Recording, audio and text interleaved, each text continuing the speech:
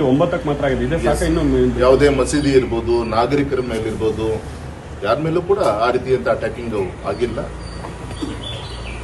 ಇಲ್ಲಿ ಒಬ್ಬರ ಹೆಸರೇ ಮಸೀದ್ ಅಂತ ಏನೋ ಬರುತ್ತೆ, ಇನ್ನು ಉಗ್ರಗಾಮಿ ಅಡುಗುತಾಣಗಳ ಮೇಲೆ ಅಟ್ಯಾಕಿಂಗ್ ನಡೀತಿದೆ. ಸರ್, ಈಗ ಆಪರೇಷನ್ ಸಿಂಧೂರ್ ಅಂತ ಹೆಸರಿಟ್ಟಿದ್ದಾರೆ. ಭಾರತ ಸಿಂಧೂರ ಕಾಶ್ಮೀರ ಅಂತ ಹೇಳ್ತಾರೆ. ಪಿಒಕೆನ ವಶಪಡಿಸಿಕೊಳ್ಳಕ್ಕೆ ಸೂಕ್ತವಾದ ಸಮಯ ಅಥವಾ ಕಂಟಿನ್ಯೂ ಮಾಡಿದ್ರಲ್ಲ, ಆ ನಿಟ್ಟಿನಲ್ಲಿ ತುಂಬಾ ಒಳ್ಳೆ ಅವಕಾಶ. ಮತ್ತೆ ಭಾರತ ಸಿಂಧೂರ ನೀವು ಹೇಳಿದಾಗೆ ನಮ್ಮ ಭಾರತ ಸಿಂಧೂರ ಸ್ಥಾನದಲ್ಲಿಂದ ಜಮ್ಮು ಪಾಕ್ ಆಕ್ಯುಪೈಡ್ ಕಾಶ್ಮೀರ ಏನಿದೆ ಅದನ್ನ ನಾವು ಆಕ್ಯುಪೈಡ್ ಮಾಡಿದ್ರೆ ತುಂಬಾ ಒಂದು ಒಳ್ಳೆಯ ಅವಕಾಶ. ಮತ್ತೆ ಈ ವಿಚಾರದಲ್ಲಿ ಕಳೆದ 2-3 ವರ್ಷಗಳಿಂದ ಚರ್ಚೆಗಳು ಶುರುವಾಗಿತ್ತು. ಬರುವಂತ ದಿನದಲ್ಲಿ ಆ ದಿಕ್ಕಲ್ಲೂ ಕೂಡ ನಮ್ಮೆಲ್ಲ ರೀತಿಯ ಒಂದು ಗಮನ ಇರುತ್ತೆ ಅಂತೇಳಿ ಗೌರವಂತ ಅಮಿತ್ ಶಾಜಿ ಅವರೇ ಹೇಳಿಕೆ ಕೊಟ್ಟಿದ್ದರು.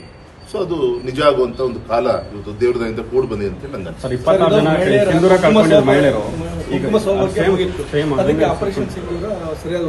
ಸರಿಯಾದ ವೃತ್ತಿ ಇದು. ನಮ್ಮ ಹಿಂದೂ ಸಂಸ್ಕೃತಿ ಪ್ರಕಾರ ನಮ್ಮ ತಾಯಂದಿರ ಹಣೆ ಮೇಲೆ ಕುಂಕುಮವನ್ನ ನೋಡ್ತೀವಿ, ಸಿಂಧೂರವನ್ನ ನೋಡ್ತೀವಿ.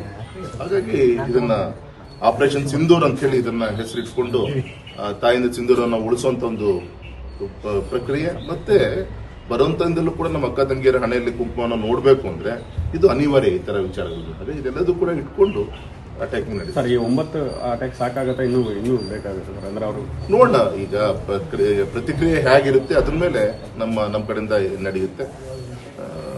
ಇಷ್ಟು ಅರ್ಲಿ ನೋಡಿ, ಇವತ್ತು ಮಿಡ್ ನೈಟ್ ಇಂದ ಶುರುವಾಗಿದೆ. ಎಲ್ಲರೂ ಕೂಡ ಸ್ವಾಗತ ಮಾಡಿದ್ದಾರೆ. ಇದರಲ್ಲಿ ಯಾವುದೇ ಕಾರಣಕ್ಕೂ ಯಾರೂ ಕೂಡ ರಾಜಕಾರಣ ಮಾಡುವಂತ ಅವಶ್ಯಕತೆ ಇಲ್ಲ.